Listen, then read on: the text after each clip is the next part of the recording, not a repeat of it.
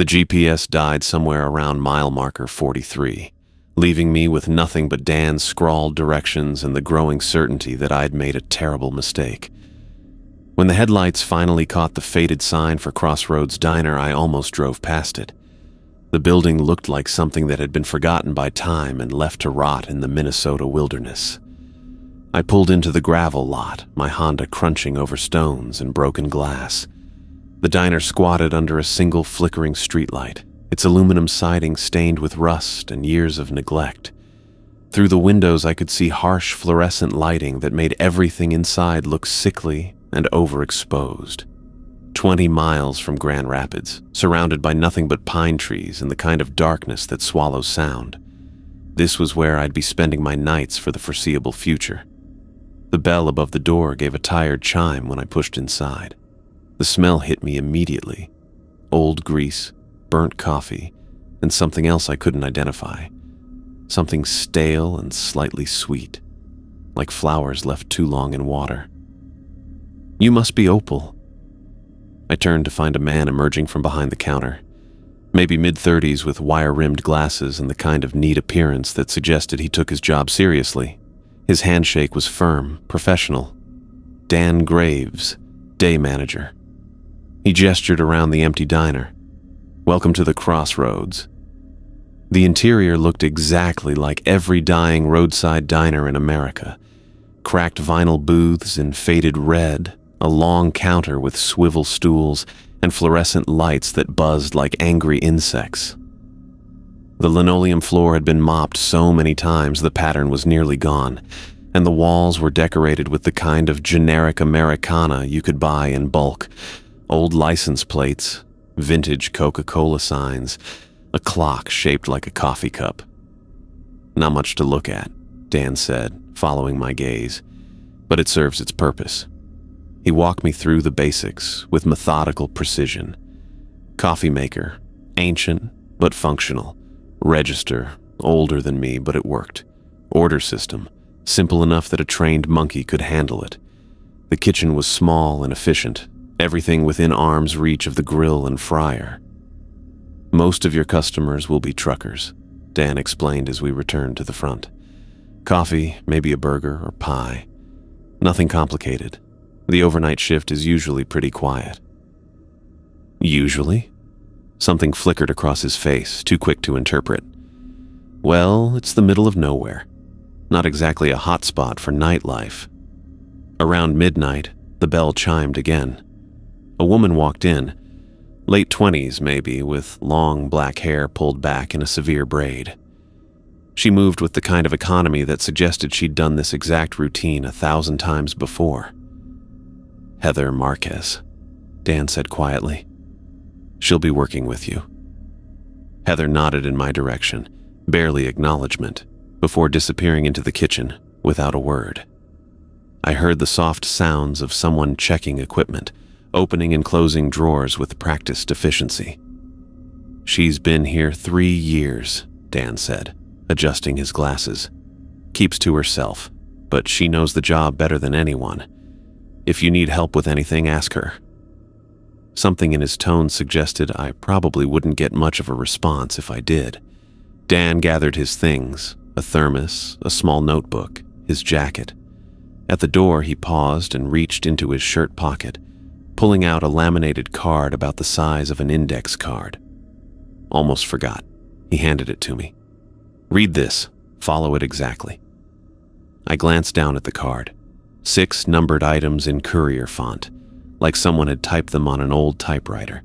"Do not look up when the bell rings at 1:50 a.m. If an elderly man orders coffee and a glazed donut at 3:30 a.m., serve him with your eyes on his face. Do not look at his left hand. At 3:55 a.m., if you hear sounds from the kitchen, stand by the front entrance until 4:21 a.m. If anyone asks for a cheeseburger with no onions between 4:40 and 4:50 a.m., tell them you cannot make that order and ask them to leave. Do not serve anyone wearing a sundress after 4:08 a.m., regardless of the weather. If the bell rings at 4:52 a.m., call the number written on the back of this card immediately." I looked up at Dan, waiting for the punchline. Seriously? His expression didn't change. Follow them exactly, Opal. Don't deviate. Don't make exceptions. Don't think you know better. This is hazing, right? Mess with the new girl? Dan stepped closer, and for the first time since I'd met him, his careful composure cracked slightly. I need you to understand something. This isn't a joke. These rules exist for a reason, and that reason is keeping you safe. Promise me you'll follow them. The fluorescent lights buzzed overhead. Somewhere in the kitchen, Heather was moving around with those same efficient, practiced motions. Outside, the darkness pressed against the windows like something alive. Okay, I said, though I still didn't believe him. I'll follow your weird rules. Dan nodded, but he didn't look relieved. Good. I'll see you tomorrow night. After he left, I tucked the card under the register and tried to focus on the normal parts of the job. The coffee was strong enough to dissolve paint. The pie case held exactly 3 slices, apple, cherry, and something that might have been chocolate cream. The register had the kind of mechanical keys that required actual effort to press. Over the next few hours, I served exactly 4 customers. 2 truckers who wanted coffee and directions, an older woman who ordered pie and left a $1 tip, and a guy who looked like he hadn't slept in days and paid for his meal in crumpled singles. Normal people doing normal things in a normal diner. By 1 in the morning, I'd almost forgotten about Dan's ridiculous rules. The card sat under the register like a piece of elaborate performance art. 6 impossible instructions for dealing with customers who would never come. I mean, who orders a cheeseburger with no onions at 4:45 in the morning? And what kind of person wears a sundress after 4 a.m. in Minnesota in October? The whole thing was obviously some kind of initiation ritual designed to see how gullible the new employee was. Well, joke was on them. I might be desperate enough to take a job in the middle of nowhere, but I wasn't stupid enough to fall for amateur hour pranks. I pulled the card out and read through it again, shaking my head at the absurdity. Tomorrow night, I'd ask Dan what the real rules were. Tonight, I'd just focus on learning the actual job. The clock above the coffee maker ticked toward 2 a.m., and the diner settled into the kind of deep quiet that only comes in the small hours. Outside, the wind moved through the pine trees with a sound like distant conversation. Just me, Heather in the kitchen, and the long stretch of night ahead. The clock above the coffee maker read 1:50 a.m. when I heard the bell chime. I looked up automatically, already forming the greeting on my lips. A man stood silhouetted in the doorway, tall, maybe 6'2", wearing a faded denim jacket that looked like it had seen better decades. The fluorescent lights caught his face as he stepped inside, and something about his smile made my stomach clench. Too wide. Way too wide. Like someone had described what a smile should look like to someone who'd never seen one. "Evening," he said, and his voice sounded normal enough. Pleasant, even. "This the Crossroads Diner?" "Yes, it is." The words came out steady, professional. "Just you tonight?" He laughed, a sound that went on a beat too long. "Been driving for hours looking for this place. You'd think it would be easier to find, wouldn't you?" I grabbed a menu from the stack, but he waved it away. Instead of sitting, he leaned against the counter, studying me with eyes that never seemed to blink. Not once. "How long's this place been here?" he asked. "I'm not sure. I just started working here." I tried to keep my voice light. "Can I get you some coffee? We've got fresh pie." "Just started, huh?" He tilted his head, and that smile stretched even wider. "You know where here really is?" The question hit me wrong, like a note played off key. "What do you mean?" "I mean, do you know where you are right now? Really know?" He leaned closer, and I caught a whiff of something that reminded me of wet leaves and old pennies. Because I've been driving these roads for a long time, and this place, it's not always where it should be. My hand found the edge of the counter, gripping it tight. The clock read 1:53 a.m. now, and something cold was spreading through my chest. The first rule: don't look up when the bell rings at 1:50 a.m. But I had looked up. I'd looked right at him. "You worked here long?" he continued, as if we were having the most normal conversation in the world. His eyes, God, those eyes, stayed fixed on mine without blinking. "Must get lonely. All the way out here in the middle of nowhere." "Not really," I managed. "We get plenty of customers." "Do you now?" Another laugh. "What kind of customers come to a place like this? Regular folks or something else?" The coffee maker gurgled behind me, suddenly loud in the silence. I needed to take his order, get him served, get him out. That's how this worked. That's how normal worked. "What can I get you to eat?" I tried again. "You alone tonight?" he asked instead, ignoring my question completely. "Just you and whoever's hiding in that kitchen?" My blood went cold. He knew about Heather. How could he know about Heather? "I can make you a burger, or we have pie." "Answer my question." The smile never wavered, but his voice dropped lower. "Are you alone?" I opened my mouth to respond, but before I could form the words, the kitchen door burst open. Heather appeared like she'd been shot from a cannon, her dark eyes taking in the scene in one quick sweep. When she saw the man at the counter, her face went completely white. "Kitchen. Now." She grabbed my arm with fingers that felt like steel cables. "Move." But "Now, Opal." Something in her voice cut through my confusion. I let her pull me backward toward the kitchen, the man's too wide smile following us the whole way. As we reached the swinging doors, I heard him call out cheerfully, "Nice meeting you, Opal. I'm sure I'll see you again real soon." Heather shoved me through the doors and slammed them shut behind us, her hand shaking as she turned the lock. Through the small window in the door, we could see him standing at the counter, perfectly still, not moving, not even seeming to breathe. Just standing there with that horrible smile stretched across his face. "Jesus Christ," Heather whispered, pressing her back against the door. "You looked at him. You actually looked at him." What was I supposed to do? He was a customer. He wasn't a customer. Her voice was sharp, cutting. "And you know it. Deep down, you know it." I stared through the window at the man who hadn't moved a muscle in the past 3 minutes. "The rules," I said quietly. "The first rule: don't look up when the bell rings at 1:50 a.m. Heather's breathing was starting to slow, but her knuckles were still white where she gripped the door handle. "You looked up." "I didn't know." "That's why the rules exist. So you don't have to know. So you just follow them and stay safe." The man at the counter turned his head toward the kitchen door. Even through the small window, I could see that smile, those unblinking eyes. He raised one hand and waved at us, a slow, deliberate gesture. "How long does he stay?" I whispered. 15 minutes. Always 15 minutes. Heather checked her watch. "Started at 1:50, so he'll leave at 2:05. And then what?" Then we pretend it never happened. We stood there in the harsh kitchen lighting, watching the thing that looked like a man stand motionless at our counter.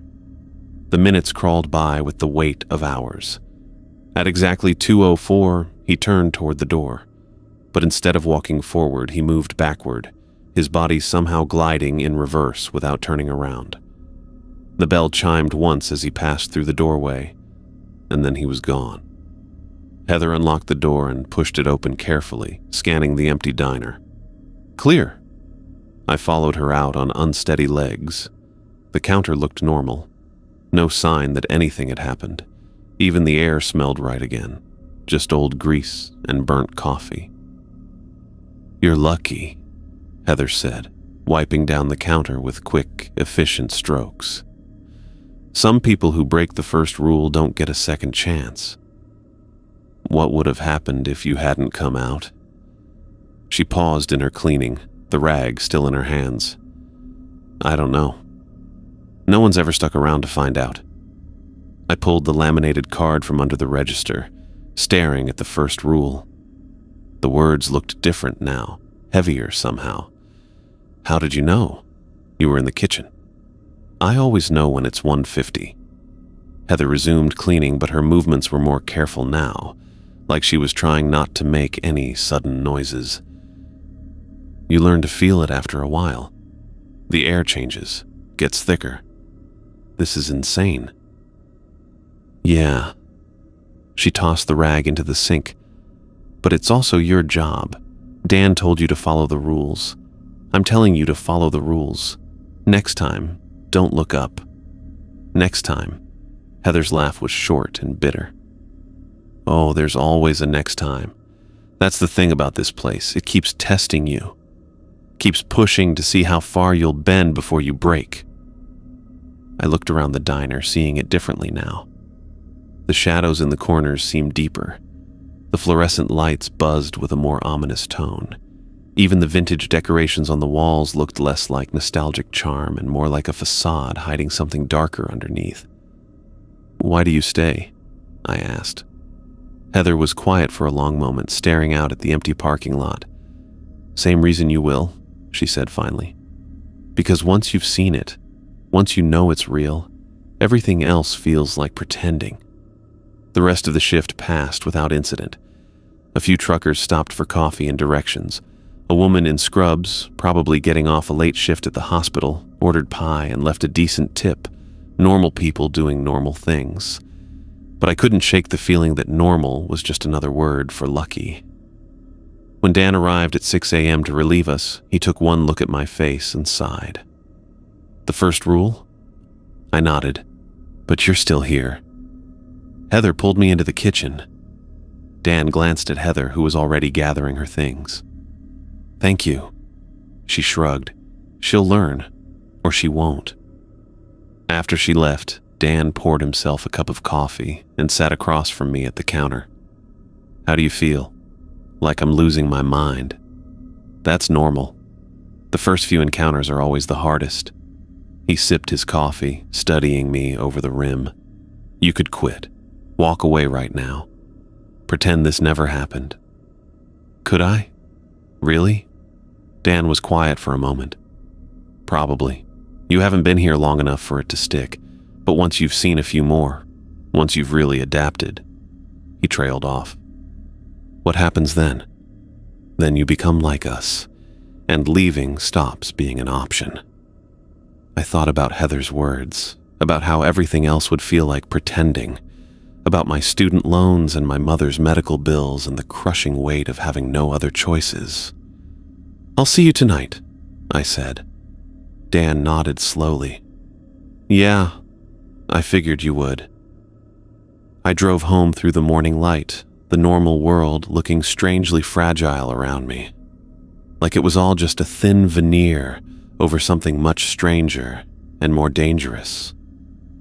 The rules card sat in my passenger seat, 6 impossible instructions that had suddenly become the most important thing I owned. The clock crawled toward 3:30 a.m. like it was moving through molasses. I'd served 3 truckers in the past hour, each interaction feeling surreal after what had happened at 1:50. Every time the bell chimed, my heart jumped. Every customer who walked through that door looked wrong somehow, even when they were obviously just tired drivers wanting coffee and directions. I kept pulling out the rule card, reading it over and over. Rule 2. If an elderly man orders coffee and a glazed donut at 3:30 a.m., serve him with your eyes on his face. Do not look at his left hand. The specificity of it made my skin crawl. Not just any elderly man, not just any time. 3:30 a.m. exactly, coffee and a glazed donut exactly, like someone had watched this exact scenario play out before and written instructions for surviving it. At 3:29, I positioned myself behind the counter, hands flat on the surface to keep them from shaking. The coffee was fresh. The glazed donut sat alone in the display case like it had been waiting. The bell chimed at exactly 3:30. An elderly man shuffled through the door and my stomach dropped to my shoes. Brown cardigan that looked like it belonged in a 1970s catalog. thick glasses that magnified his eyes until they seemed too large for his face, thinning white hair combed carefully over a spotted scalp. He moved slowly, deliberately, like every step required conscious effort. When he reached the counter, he smiled at me with the kind of gentle expression that belonged on someone's grandfather. "Good morning, dear," he said, his voice soft and papery. "Could I get a cup of black coffee and one of those glazed donuts?" The words hit me like ice water, exactly what the rule had predicted, down to the phrasing. "Of course." I kept my voice steady, professional. "Coming right up." I poured the coffee with careful precision, watching his face the entire time. He had kind eyes behind those thick lenses, crow's feet that spoke of decades of smiling, a small mole on his left cheek, a hearing aid barely visible in his right ear. Normal. Completely, utterly normal. I set the coffee in front of him and used the tongs to transfer the glazed donut to a small plate. He nodded approvingly, pulling out a worn leather wallet with his right hand. "How much do I owe you, dear?" $3.50. He opened the wallet and began counting out exact change with methodical care. A dollar bill, another dollar, 2 quarters. The movements were slow, arthritic, the kind of careful counting that comes with age and fixed incomes. I kept my eyes locked on his face, just like the rule said, watched him concentrate on the bills and coins. Noticed how his tongue poked out slightly as he focused, the way my grandmother used to do when she was working on a crossword puzzle. He placed the money on the counter with his right hand, coins stacked neatly on top of the bills. "There you go." I reached for the money, and that's when I saw it. Movement in my peripheral vision. His left hand resting on the counter beside the payment. Don't look.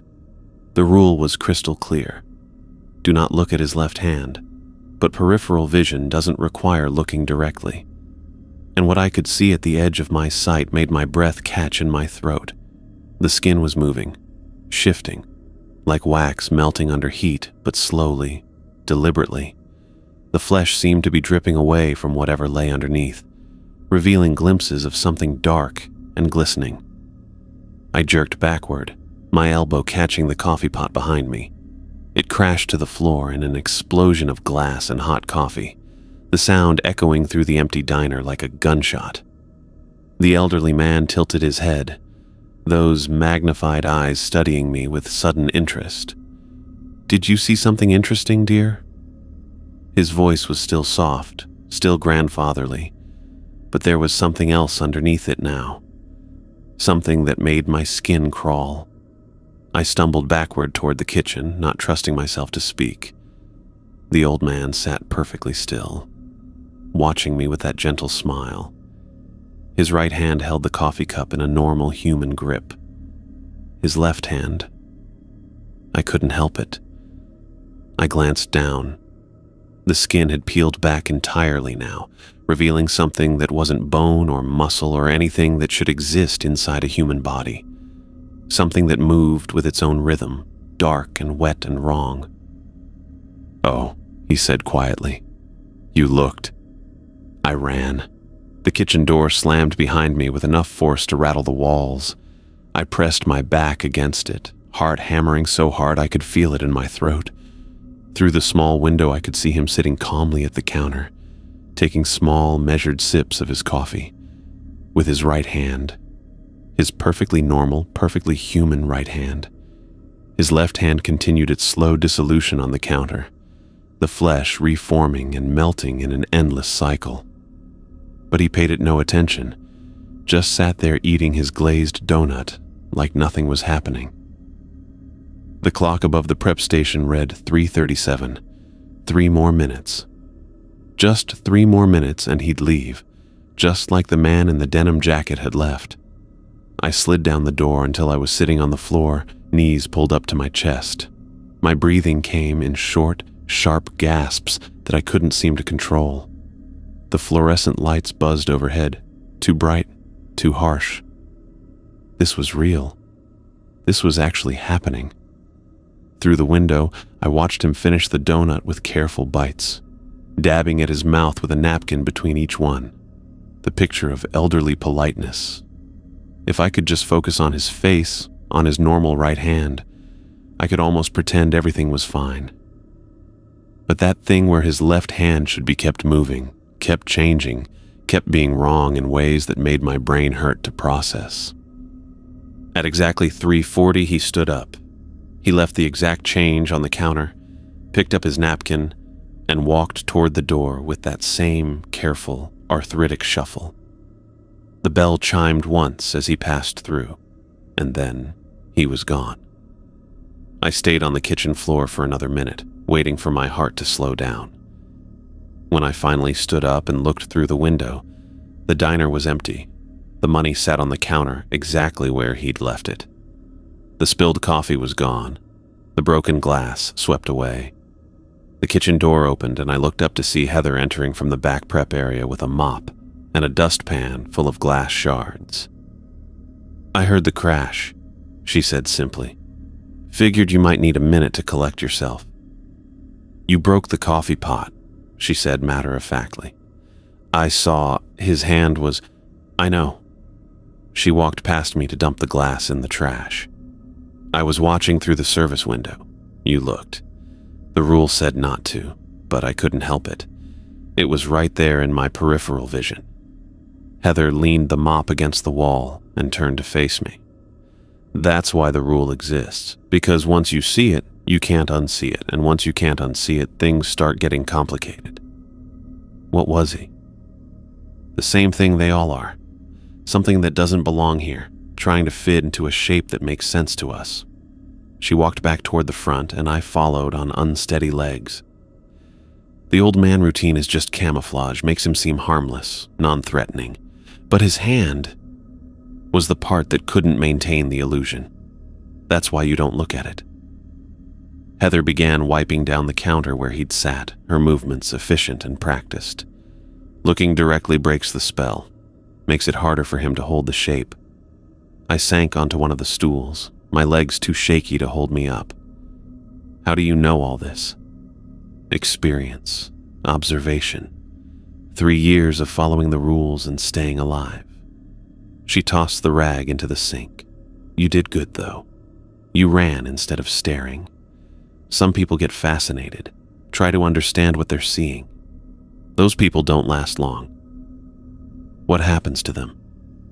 Heather was quiet for a moment, staring out at the empty parking lot. "They start seeing things that aren't camouflaged, things that don't bother pretending to be human." The coffee maker gurgled as it finished brewing a fresh pot, the sound unnaturally loud in the silence. Outside, the wind moved through the pine trees with that same whispered conversation sound. "How many rules are left?" I asked. "4 more tonight, then you get a break until tomorrow." I pulled out the laminated card and read through the remaining rules. Kitchen sounds at 3:55. Cheeseburger with no onions between 4:40 and 4:50. No sundresses after 4 hours. Phone call at 4:52. Do they all happen every night? Most nights.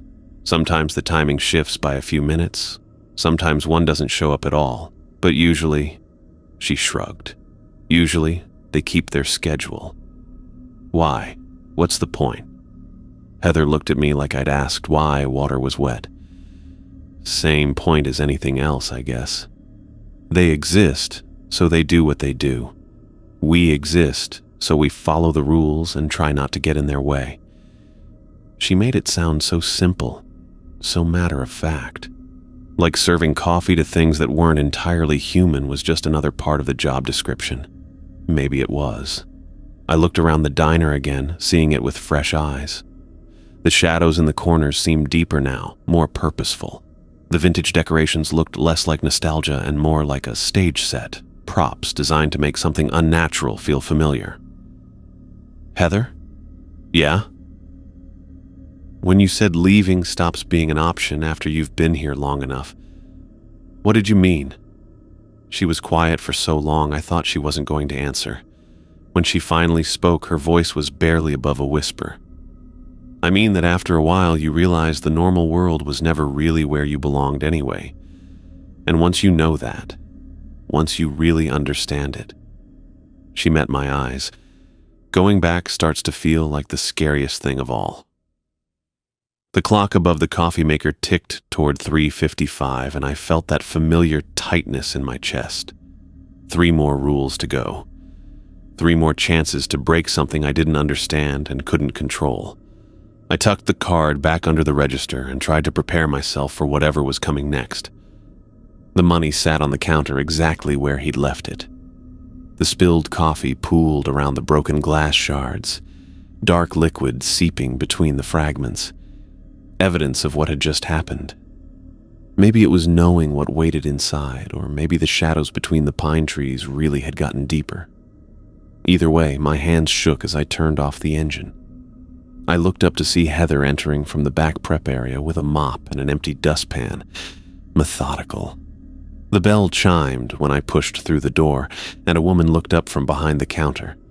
50s, maybe, with gray blonde hair and a practical bob and the kind of tired eyes that suggested she'd seen more than her share of late nights. She wore a navy cardigan over a white blouse, and everything about her screamed competent professional. "You must be Opal." Her voice carried the flat vowels of northern Minnesota. Brenda Meyer, weekend night manager. She didn't offer a handshake, just studied me with the kind of assessment that made me feel like I was being measured for something. Her pale blue eyes missed nothing. The way I kept glancing toward the corners, how my shoulders stayed tense, the fact that I'd positioned myself within easy reach of the door. "Dan filled me in on your first few nights," she said. "Broke the first rule, almost broke the second. That about right?" Heat crept up my neck. "Heather helped me. Heather saved your life." Brenda's tone was matter-of-fact, like she was discussing the weather. "Question is, did you learn anything from it?" I pulled the laminated card from my pocket, the edges already starting to wear from handling. "I've been studying these." Studying? She almost smiled, but not in a way that made me feel better. "Honey, these aren't exam questions. They're survival instructions. Big difference." She walked me through the evening routine with the same methodical precision Dan had used. But where he'd been gentle, Brenda was blunt. Coffee stays fresh until midnight, then you brew a new pot. Pie case gets restocked at 11. Register drawer gets counted at the end of shift, and it better match the receipts. "Most important thing," she said, wiping down the counter with sharp, efficient strokes, "is that you follow those rules exactly. Not approximately, not close enough, exactly." "I understand. Do you?" She stopped cleaning and fixed me with that penetrating stare. "Because we lost 3 employees last year who thought they understood. Smart people too, college kids like you, who figured they could improve on the system." My stomach clenched. "What happened to them?" "Nothing good." Brenda resumed her cleaning, but her movements had gotten harder, more aggressive. "Point is, these rules exist because someone before you made every possible mistake and paid for it. You want to survive this job, you follow them without question." The first few hours passed quietly. A trucker stopped for coffee and directions to Highway 2. An older man ordered pie and left exact change. Normal people doing normal things, but I found myself studying each customer's hands, their eyes, the way they moved through space. At 3:30, no one came. The clock ticked past 3:31, 3:32, and I felt a strange mixture of relief and disappointment. Maybe tonight would be different. Maybe the rules wouldn't. "Don't get comfortable," Brenda said without looking up from her crossword puzzle. "They don't always keep perfect time, but they always come." She was right. At 3:30, an elderly man shuffled through the door and ordered black coffee and a glazed donut. I served him with my eyes locked on his face, peripheral vision carefully controlled. He left at 3:40, and I didn't look at his left hand once. Progress. The clock crawled toward 3:55, and I felt that familiar tightness building in my chest. Rule 3. If you hear sounds from the kitchen, stand by the front entrance until 4:21 a.m. "Brenda?" "Yeah?" What exactly are we going to hear? She set down her pen and looked at me with something that might have been sympathy. Nothing you want to remember. At exactly 3:55, the kitchen door creaked open. Not the normal sound of someone pushing through. This was slow, deliberate, like something was testing the hinges. The creak stretched out for long seconds, metal against metal in a rhythm that sounded almost like breathing. Brenda stood up immediately and grabbed my hand. Her fingers were strong, calloused from years of work, and they gripped mine with surprising firmness. Come on. She pulled me toward the front entrance, positioning us just inside the door with our backs to the windows. From here, I could see most of the diner, the counter, the booths, the entrance to the kitchen, but I couldn't see what was moving back there in the shadows. "Don't turn around," Brenda whispered. "Don't look back. Don't even think about it." The wet footsteps started a few seconds later. That's the only way I can describe them. Wet. Like someone walking through puddles. But the sound was wrong, too thick, too deliberate. Each step made a soft squelching noise that seemed to echo from inside my own skull. I bit down on my tongue to keep from turning around. Every instinct screamed at me to look, to understand what was making those sounds. But Brenda's hand squeezed mine in warning, and I forced myself to stare straight ahead at the empty diner. The footsteps moved from the kitchen into the main dining area. I could track their progress by sound, past the coffee station, around the counter, between the booths. Whatever was making them seemed to be exploring, taking its time to examine everything. Then came the breathing. Deep, labored inhalations that sounded like they were being drawn through water. Each breath was followed by a wet, rattling exhale that made my skin crawl. The sound moved around the diner with those same deliberate footsteps, sometimes close enough that I could feel displaced air against the back of my neck. Something knocked over a stack of plates near the coffee station. The crash echoed through the diner, followed by more of that waterlogged breathing. Then silence for maybe 30 seconds before the wet footsteps resumed. I don't know how long we stood there. Time seemed to stretch and compress around those sounds, making minutes feel like hours. My legs started to cramp from standing so still, but Brenda's grip never loosened, never let me forget that moving was not an option. More crashes from the kitchen, pots hitting the floor, cabinet doors slamming, the sound of running water. But underneath it all, that breathing continued, in through water, out through water, like something that had never learned to process air properly. At some point, the sound stopped, not gradually, just cut off between one breath and the next, leaving behind a silence so complete it felt solid. Brenda checked her watch. 4:21, she whispered. "We can go back now." She released my hand and I realized I'd been holding my breath for the last several minutes. My lungs burned as I sucked in air and my legs shook as we walked back toward the counter. The dining area looked normal. Chairs in their proper places, tables clean, everything exactly as we'd left it. But when we reached the kitchen door, Brenda paused. "You ready for this?" I nodded, not trusting my voice. She pushed open the door and we stepped into the kitchen. It was spotless, cleaner than it had been when we'd left it.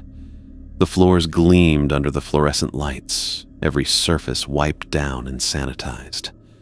Even the pots that had crashed to the floor were back in their proper places, hanging from hooks above the prep station. But on the walls, at about shoulder height, were handprints. Wet handprints that gleamed under the lights like they'd just been made. They covered almost every surface, the walls, the refrigerator doors, the prep tables. But they weren't quite right. The fingers were too long, the palms too narrow, and there were too many of them overlapping and crisscrossing in patterns that hurt to follow. "Don't touch them," Brenda said quietly. "They'll be gone by morning." I stared at the prints, trying to make sense of what I was seeing. Some of them looked almost human. Others didn't. Like something had been experimenting with the concept of hands, trying to figure out how they should work. What was it? Something that doesn't belong here. Brenda walked past the handprints like they were just another part of the decor. Something that's trying to understand how our world works by touching everything in it. But why here? Why the diner? Brenda pulled 2 cups from the cabinet and started brewing fresh coffee. Her movements calm and practiced despite the impossible handprints covering the walls around her. You ever hear of Grayson Allen? I shook my head. He's the owner. Bought this place about 5 years ago, even though half the county tried to talk him out of it. She poured coffee into both cups, handed me one. See, strange things have always happened here, even before it was a diner, back when it was just a crossroads in the middle of nowhere. The coffee was strong, bitter, but it helped steady my nerves. What kind of strange things? People disappearing, lights in the forest that didn't belong to any campers, truckers reporting passengers who vanished between 1 mile marker and the next. Brenda leaned against the prep table, careful not to disturb the handprints. Local tribes used to avoid this area completely, called it a thin place. Thin, where the boundary between worlds gets stretched, where things can slip through that shouldn't be able to. She sipped her coffee, studying my face. Grayson's some kind of researcher, anthropologist maybe, or folklore specialist. Point is, he heard the stories and decided to investigate. So he bought a diner. He bought the land. The diner was already here. Been failing for years because no one could keep it staffed. Grayson figured if he was going to study whatever was happening, he needed a legitimate reason to be here all the time. I thought about Dan's careful rules, Heather's transformed understanding of reality, the way everyone seemed to accept the impossible as just another part of the job. And he pays people to work here knowing what they'll face? Triple minimum wage. Brenda's smile was grim. Plus health insurance, paid time off, and a retirement plan most people can only dream about.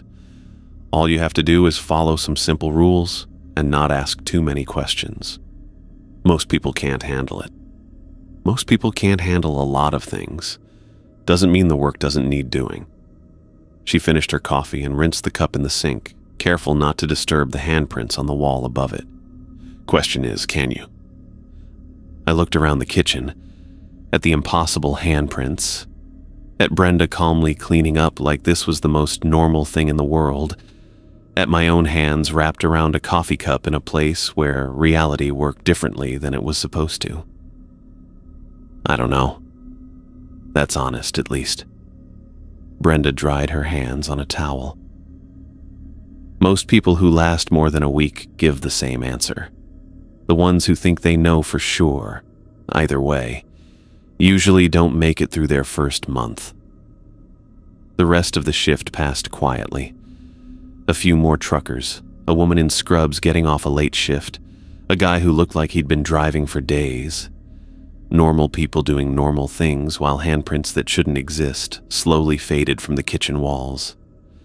When Dan arrived at 6 a.m., he took one look at the kitchen and nodded approvingly. "Clean night," he said. "That's good." Clean? I stared at him.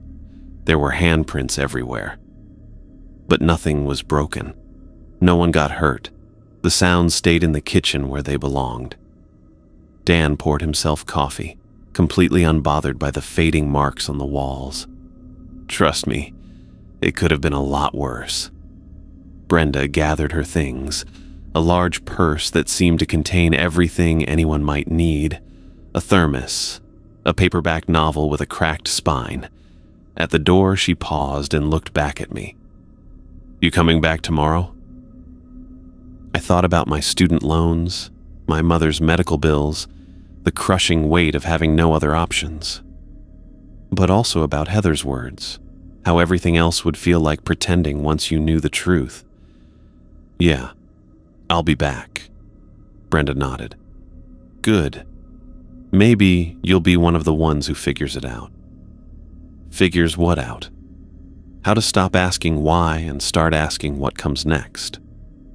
She left me standing in a kitchen where impossible handprints were fading like morning mist, wondering if I was brave enough or desperate enough to find out what she meant.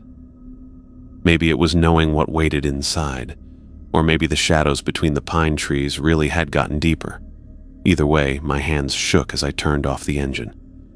The bell chimed when I pushed Thar. I looked up to see a woman in a yellow sundress walking through the door, and my blood turned to ice water. The dress was sleeveless, made of thin cotton that would have been perfect for a July picnic. Except it was October in Minnesota, and the temperature outside was maybe 30 degrees. She looked normal otherwise, mid-30s, brown hair pulled back in a ponytail, the kind of smile that belonged on a kindergarten teacher. But that dress, that impossible, completely wrong dress. "Hi there," she said, sliding onto a stool at the counter. Her voice was cheerful, friendly. "Could I get a cheeseburger with no onions?" My hands went numb. Rule 4. If anyone asks for a cheeseburger with no onions between 4:40 and 4:50 a.m., tell them you cannot make that order and ask them to leave. It was 4:40 exactly. "I'm sorry," I said, my voice sounding strange in my own ears. "We can't make that order." Her smile flickered just for a second. "Oh, that's okay. I'm not picky about the onions. You can just pick them off." "No, I mean, we can't make that order at all. You need to leave."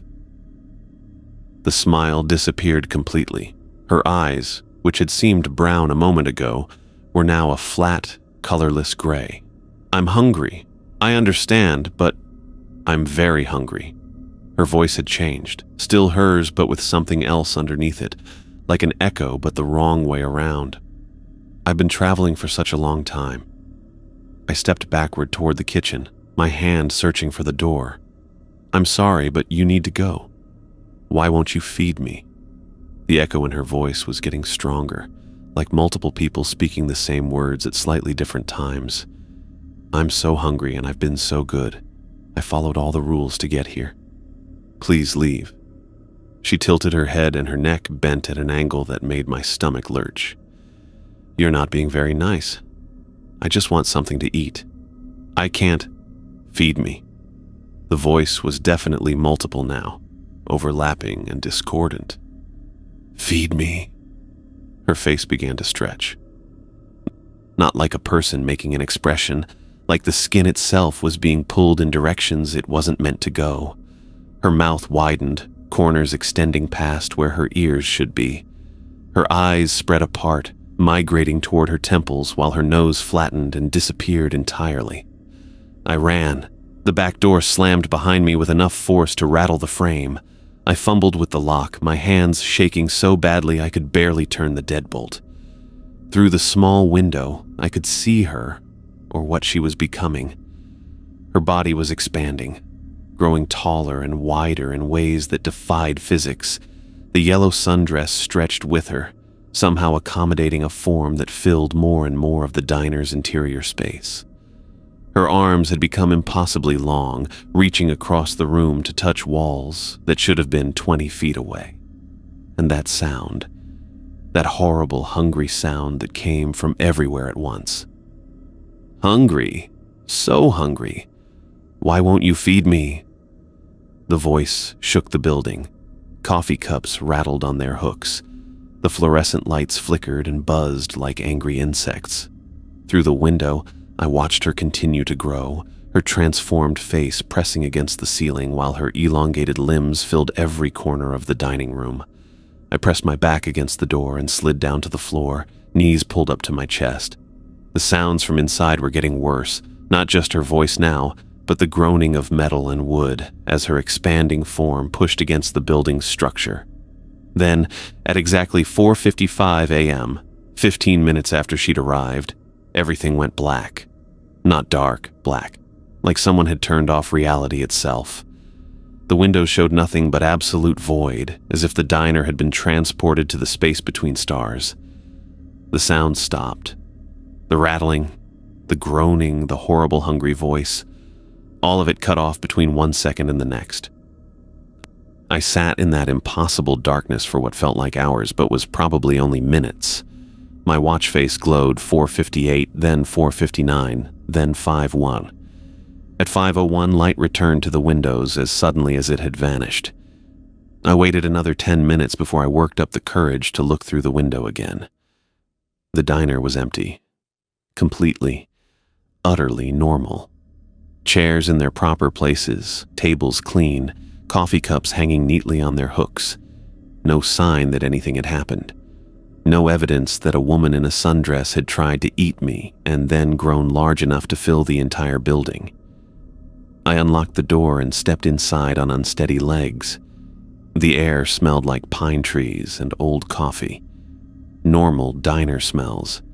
Nothing lingered of whatever had been here 15 minutes ago. The bell chimed at 5:15 a.m., and I nearly jumped out of my skin. A man walked in wearing an expensive charcoal suit that probably cost more than I made in 3 months. He was younger than I'd expected, maybe 35, with dark hair and sharp features that belonged in a magazine ad for luxury watches. Everything about him screamed money and education, from his perfectly styled hair to his Italian leather shoes. Opal, I presume. His voice carried the kind of cultured accent that suggested private schools and Ivy League universities. I'm Grayson Allen, the owner, the man who'd bought this place knowing what happened here, who paid people triple minimum wage to follow impossible rules and serve coffee to things that weren't entirely human. How am I settling in? He asked, sliding onto the same stool where the woman in the sundress had sat 20 minutes earlier. I stared at him, rage building in my chest like a pressure cooker about to explode. What the hell is going on here? His smile was sad, almost apologetic. Ah, you've had your first real encounter. That woman, thing, whatever she was, she tried to eat me. She grew until she filled the entire diner, and then everything went black. And now you're asking how I'm settling in like this is some kind of normal job orientation. Grayson nodded thoughtfully, like I'd just described a minor scheduling conflict. The sundress entity. Yes, she's particularly unsettling. Most people find her more disturbing than the others. Most people? My voice cracked. How many people have you put through this? More than I'd like. He reached into his jacket and pulled out a silver business card case, extracting a card with the same careful precision he probably used for everything, but fewer than the situation requires. I didn't take the card. Answer my question. What is this place? Grayson set the card on the counter between us and leaned back slightly, studying me with eyes that seemed older than his face. The diner sits on what you might call a weak point, a place where the boundary between our reality and somewhere else has worn thin. Somewhere else? I don't have a name for it. Neither does anyone else, as far as I know. It's not heaven or hell or any kind of afterlife. It's just other. A place where different rules apply, where consciousness takes different forms. I thought about the man with the too wide smile, the elderly man whose left hand wasn't entirely human, the wet footsteps in the kitchen, the woman who'd grown large enough to fill a building. The things that show up here, they're from this other place? Some of them. Others are caught between, existing partially in both realities. Grayson's expression grew more serious. They're not evil, Opal. They're just not compatible with our world. Like trying to run software designed for one operating system on completely different hardware. And the rules? Keep the boundary intact. Prevent catastrophic incompatibilities. He gestured around the empty diner. Think of this place as a kind of buffer zone. A controlled environment where limited contact can occur without destabilizing either reality. I stared at him, trying to process what he was telling me. You bought a diner to study interdimensional entities. I bought the land because strange things were already happening here. The diner was just the most practical way to maintain a presence and gather data. His smile returned, but it didn't reach his eyes. Plus, it turns out that serving coffee and pie creates a remarkably stable framework for supernatural encounters. And you pay people to work here knowing they'll face this. I pay people very well to work here knowing they'll face this, he corrected. Triple minimum wage, full benefits, hazard pay, and a retirement package that most Fortune 500 companies can't match. Because you're asking them to risk their lives. Because I'm asking them to risk their humanity. The words hung in the air between us like a challenge. The people who last here, who really adapt to the work, they change. Heather, Brenda, Dan, they're not entirely human anymore. The exposure, the constant contact with the boundary, it transforms them. I thought about Heather's 2 quick movements, the way she seemed to know things before they happened, Brenda's unnatural calm in the face of impossible situations, Dan's careful rules and practiced acceptance of the unacceptable. What kind of transformation? Enhanced perception, ability to sense supernatural activity before it manifests, resistance to reality distortions. Grayson's voice was clinical, like he was reading from a research paper. But also, progressive detachment from normal human experience. They can still pass for human in casual interactions, but they no longer fully belong to our reality. And you think that's acceptable? I think it's necessary. His calm facade cracked slightly, revealing something desperate underneath. The boundary is weakening, Opal. The encounters are becoming more frequent, more intense. Something is building toward a convergence, and when it happens, we need people who can function in both realities. I looked around the diner again, seeing it differently now. Not just a restaurant in the middle of nowhere, but a research station, a watchtower, a place where someone was trying to understand forces that could reshape the world. Why are you telling me this? Because you've survived 4 encounters in 3 nights. Because you follow the rules even when they don't make sense. Because you're asking the right questions. Grayson leaned forward, his gray-green eyes intense. And because I think you already know you're not going to leave. He was right, and I hated him for it. I thought about my student loans, my mother's medical bills, the crushing weight of having no other options. But also about Heather's words, how everything else would feel like pretending once you knew the truth. What happens if I stay? You learn to navigate between worlds. You help maintain the boundary that keeps both realities stable. You become part of something larger than yourself. His voice softened. And you never have to worry about money again. And if I leave, you go back to your old life with a story no one will believe and memories that will haunt you forever. He stood up, straightening his expensive suit. The choice is yours, Opal, but I suspect you've already made it. He walked toward the door, then paused and looked back. The rules card you've been carrying. There's a phone number on the back. Call it if you decide to stay. We'll discuss your permanent position. The bell chimed as he left, and I was alone again in the diner that wasn't really a diner. I pulled out the laminated card and flipped it over. A phone number was printed in the same courier font as the rules, along with a single line of text. When you're ready to understand what comes next. I stared at the card for a long time, thinking about impossible choices and the price of survival. Outside, the sky was starting to lighten with the first hints of dawn. Normal people would be waking up soon, getting ready for normal jobs in a normal world that suddenly felt as fragile as tissue paper. I picked up the phone and dialed the number. The bell chimed at exactly 4:52 a.m. I looked up from wiping down the counter and my blood went cold. A man stood in the doorway, average height, maybe 40, wearing a perfectly tailored gray suit that looked expensive enough to feed a family for months. Everything about him seemed normal, except for his eyes. They were completely black. Not just the pupils, the entire visible eye, like looking into deep space. "Opal Howell," he said, and his voice carried no accent, no regional markers. It could have belonged to anyone from anywhere. "May I come in?" I gripped the rag tighter. "We're open." He stepped inside with movements that seemed too smooth, like he was gliding rather than walking.